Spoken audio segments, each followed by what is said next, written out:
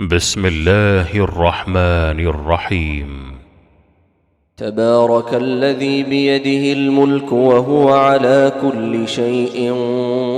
قدير،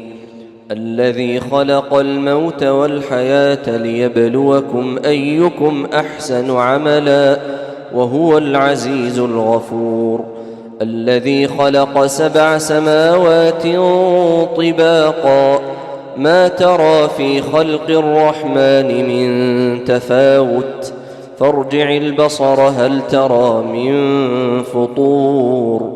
ثم ارجع البصر كرتين ينقلب إليك البصر خاسئا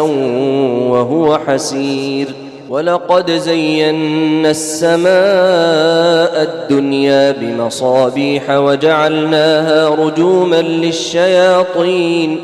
وأعتدنا لهم عذاب السعير،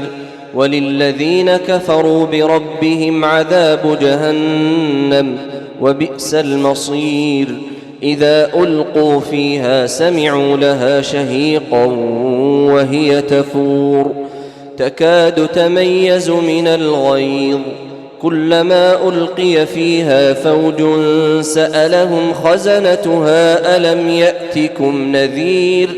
قالوا بلى قد جاءنا نذير فكذبنا وقلنا ما نزل الله من شيء إن أنتم إلا في ضلال كبير، وقالوا لو كنا نسمع أو نعقل ما كنا في أصحاب السعير، فاعترفوا بذنبهم فسحقا لأصحاب السعير، إن الذين يخشون ربهم بالغيب لهم مغفرة وأجر كبير، وأسروا قولكم أو اجهروا به إنه عليم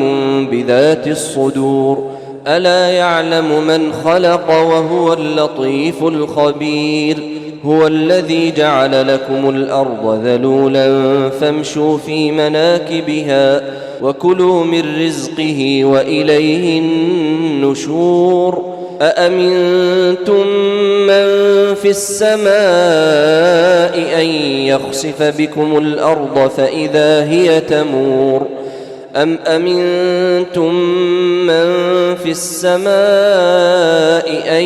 يرسل عليكم حاصبا فستعلمون كيف نذير، ولقد كذب الذين من قبلهم فكيف كان نكير، أولم يروا إلى الطير فوقهم صافات ويقبضن ما يمسكهن إلا الرحمن إنه بكل شيء بصير، أمن هذا الذي هو جند لكم ينصركم من دون الرحمن إن الكافرون إلا في غرور، أمن هذا الذي يرزقكم إن أمسك رزقه بل لجوا في عتو ونفور، أفمن يمشي مكبا على وجهه أهدى أمن يمشي سويا على صراط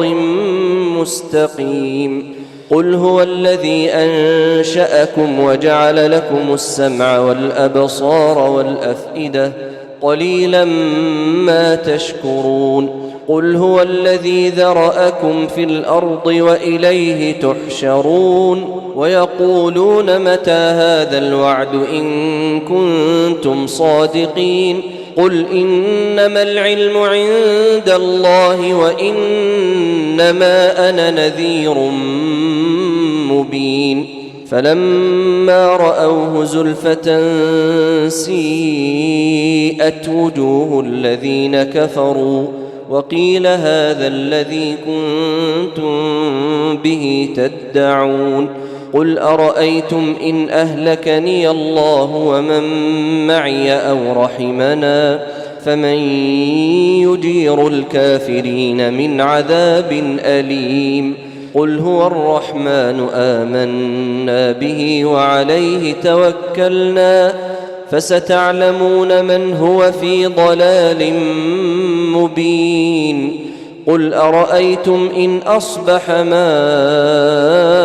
ماؤكم غورا فمن يأتيكم بماء